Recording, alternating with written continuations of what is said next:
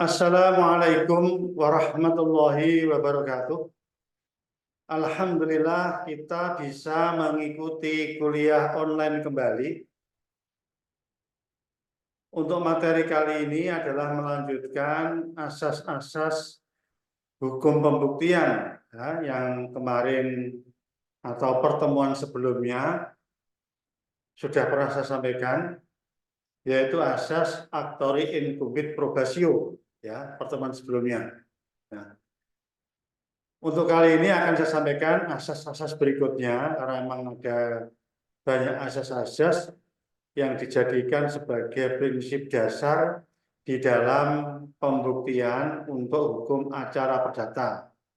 Mengingatkan kembali bahwa hukum acara perdata itu adalah mencari kebenaran formil. Formil. Sekarang berikutnya adalah asas audi et alteram partem. Jadi asas ini hakim harus mendengarkan kedua belah pihak, baik itu pihak penggugat maupun pihak tergugat, dan hakim tidak boleh memutuskan suatu perkara sebelum mendengarkan bukti-bukti yang diajukan oleh kedua belah pihak. Atau hakim hanya menaifkan atau misalnya hanya mendengarkan bukti dari penggugat, tidak boleh. Hanya mendengarkan bukti yang diajukan dari tergugat juga tidak boleh. Tetapi hakim itu posisinya adalah mendengarkan kedua belah pihak secara adil. Karena nanti kalau hakim itu tidak objektif di dalam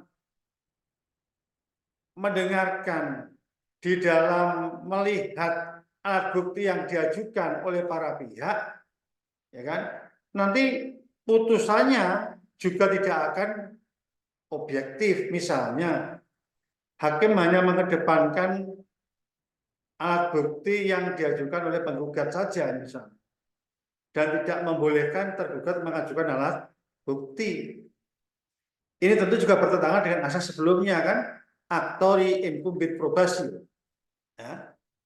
Bahwa barang siapa mendalilkan maka harus membuktikan.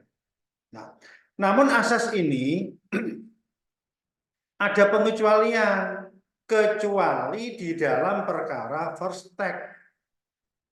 Apa itu perkara first take? Perkara yang diputus oleh hakim tanpa hadirnya tergugat. Karena yang datang itu hanya penggugat saja, ya hakim tidak perlu mendengarkan tergugat kalau tidak ada pihaknya. Artinya demi kepastian hukum, hakim tetap harus memutus perkara yang berdasarkan dari bukti-bukti yang diajukan oleh pihak penggugat. Pertanyaannya sekarang, apakah setiap perkara yang diputus secara first take itu mesti dikabulkan? Belum tentu, tergantung pembuktiannya. Asas yang ketiga, asas ius surianovit, artinya hakim itu dipersepsikan, dianggap mengerti hukum. Sehingga dalam proses pembuktian, pihak penggugat, pihak tergugat, itu hanya menyajikan data, menyajikan fakta. Nah, masalah penilaian masing-masing kekuatan hukumnya apakah akan dipertimbangkan oleh hakim atau tidak. Hakim lebih mengerti itu, harus dianggap mengerti tentang penilaian terhadap fakta-fakta yang terungkap di persidangan. Bahkan ini sama dengan asas kalau kita belajar hukum itu, hakim tidak boleh menolak perkara yang diajukan dengan alasan tidak ada dasar hukumnya. Nggak boleh, tetapi hakim wajib menemukan hukum. Apakah hakim nanti itu dengan cara analogi hukum atau menafsirkan hukum, ya, itu tergantung daripada penilaian hakim. Tetapi yang perlu saya tandaskan adalah karena hakim itu dianggap mengerti hukum, maka pembuktian apapun yang diajukan di depan sidang pengadilan, maka hakimlah, ya, yang akan memberikan penilaian. Karena hakim itu kan memang kuliahnya, sekolahnya kan memang sekolah hukum. Ya, ini institusi yang tidak bisa dimasuki oleh, atau profesi yang tidak boleh dimasuki oleh sarjana lain kecuali sarjana hukum, karena tidak ada hakim kok sarjana komputer, tidak ada. Kalau betul sarjana komputer ya mesti ada gelar sarjana hukumnya, karena undang-undang kekuasaan kehakiman menyebut demikian, ya, demikian. Jadi tidak bisa hakim kok kemudian bukan sarjana hukum, ya. Hukum. Asas berikutnya, ya, asas ini ultra petita. Artinya apa? Artinya hakim tidak boleh memutus apa yang tidak diminta, memutus melebihi apa yang diminta, tidak boleh. Kalau ada seorang hakim kemudian memutuskan perkara perdata, maksudnya, kok melebihi apa yang dituntut, maka hakim tersebut ultra petita, bertentangan dengan asas ini. Ya. Nanti bisa dibaca dalam undang-undang hukum acara perdata di HIR, ya, pasal 178 HIR. Di hakim tidak boleh, ya, memutuskan melebihi. Contoh. Misalnya penggugat dalam petitumnya, dalam tuntutannya, itu mengajukan tuntutan, katakanlah minta ganti rugi 100 juta. Maka hakim tidak boleh mengabulkan. Wah, gugatannya ini karena pembuktiannya itu seperti ini, ya kan? Hakim itu kan terikat dengan pembuktian, kan? Hakim itu terikat dengan alat bukti yang diajukan, terikat, sudah tentukan oleh undang-undang. Ya.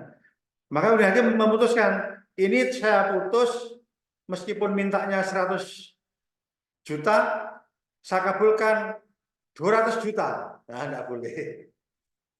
Tidak boleh hakim melakukan ultra petita.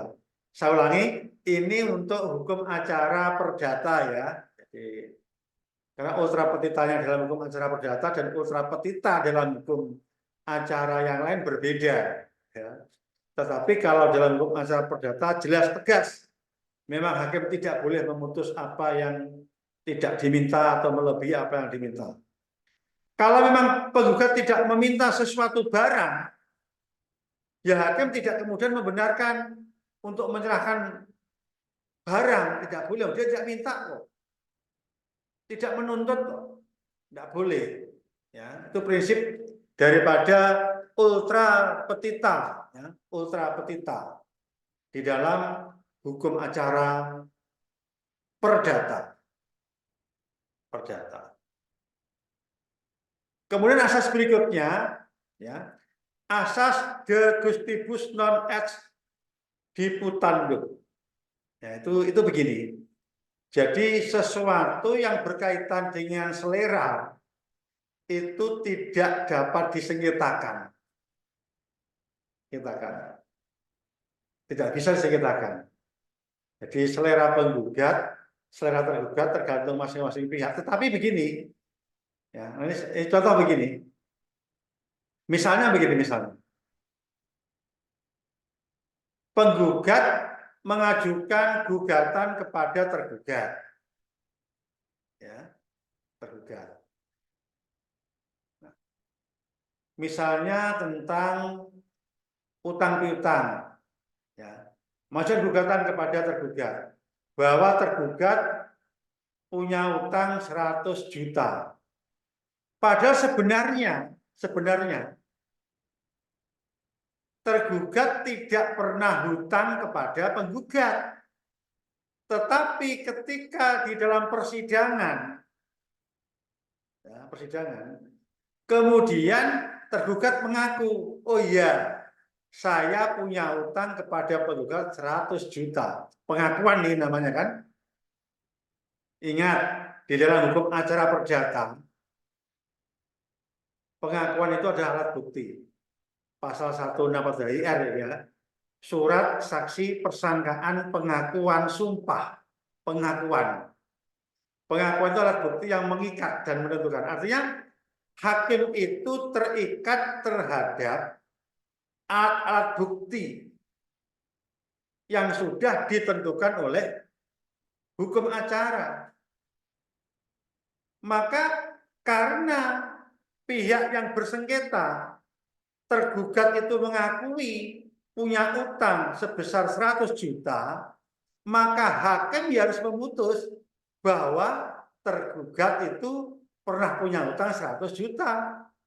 Kan begitu. Padahal aslinya si tergugat tidak pernah punya hutang. Tidak pernah punya hutang. Tetapi karena dia mengaku di dalam persidangan memang mempunyai hutang, maka kan mengikat hakim untuk memutuskan berdasarkan pengakuan murni sih ya, pengakuan murni,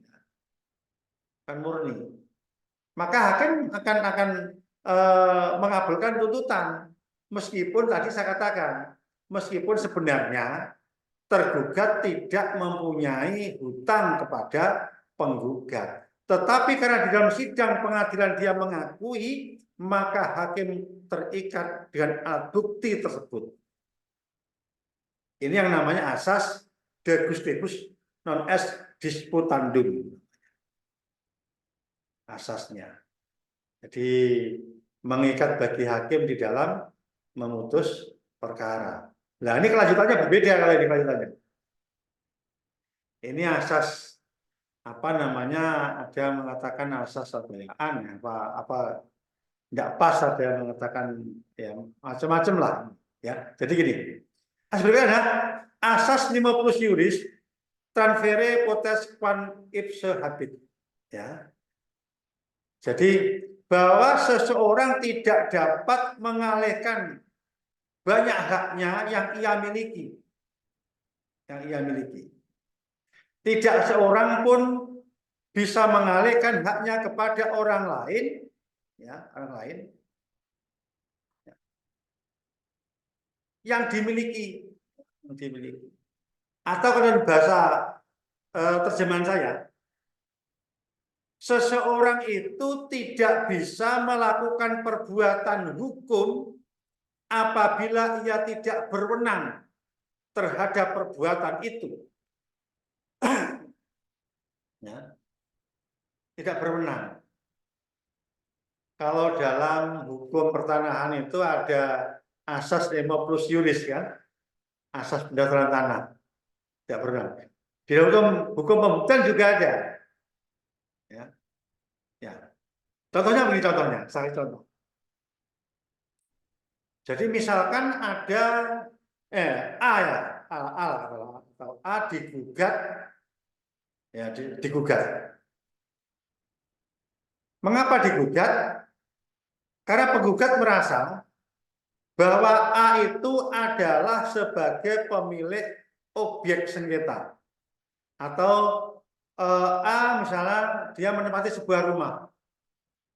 Digugat oleh penggugat, ini misal saja. Penggugat. Nah, penggugat merasa ya, bahwa A adalah pemilik rumah itu. Nah, maka kemudian A ya, menyampaikan bahwa pemilik rumah ini bukanlah saya A, tetapi C. Ini pengakuan murni, ya kan? Murni. Tetapi pengakuan itu adalah mengakukan hak orang lain. Orang haknya dia. Oh, dia tuh bertempat di situ karena mungkin bisa sewa, bisa karena katakanlah mungkin disuruh menjaga rumah, kok digugat. Kemudian dia melakukan pengakuan murni. Ya, murni dia menyatakan ini bukan rumah saya, tetapi rumah milik C. Nah, maka pengakuan murni ini harus ditolak. Mengapa? A tidak punya kewenangan untuk mengatakan bahwa yang mempunyai rumah itu adalah C. Tidak punya kewenangan. Ya. Jadi pengakuan ini bertentangan dengan asas ini. Nemo juris plus, ya. Plus juris transfere potes quam ipse habiti. Ya. Jadi bertentangan dengan ini. Ya. Kalau dalam hukum pertahanan juga ada toh asas nemo plus juris. Ya. Di orang yang tidak punya kewenangan untuk melakukan suatu perbuatan hukum, ya, itu gampangnya begitu. Ya. Jadi ini asas sudah kelanjutan tadi asas sebelumnya de gustibus tadi itu. Bedanya ada pada kalau de gustibus tadi itu adalah orang yang memang punya hak untuk menyatakan, ya kan? Tetapi kalau yang plus juris, orang dia menyatakan tapi tidak punya kewenangan dia menyatakan itu. Ya. Artinya apa? Pengakuan yang asas yang nomor 6 itu, ya kan? Itu mesti harus dibuktikan, buktikan lagi.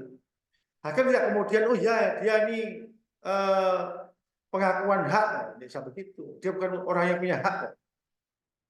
Nah gitu. Itu bedanya antara asas yang de gustibus sama yang nemo plus juris, ya. Asas yang berikutnya, yang ke-7 itu ya. Asas nemo testis indeneus in propria causa. Artinya seseorang itu tidak boleh atau tidak dapat menjadi saksi dalam perkara yang ia sengketakan. Tidak boleh jadi saksi. Misalnya begini, penggugat melakukan gugatan kepada tergugat. Saksinya penggugat. Nah, itu tidak boleh, bertentangan dengan asas ini, ya. Nemo testis indeneus in propria causa. Sebab salah dia sebagai pihak, tapi dia menjadi saksi. Ya nanti memang nanti ini akan saya jelaskan tersendiri, ya. Nanti ada pasal 145 HIR, 146 HIR, siapa-siapa yang boleh jadi saksi dan siapa-siapa yang tidak boleh menjadi saksi. Ya. Tapi dalam asas ini yang jelas, orang yang berperkara itu tidak dapat menjadi saksi dalam perkara itu. Mengapa tidak boleh?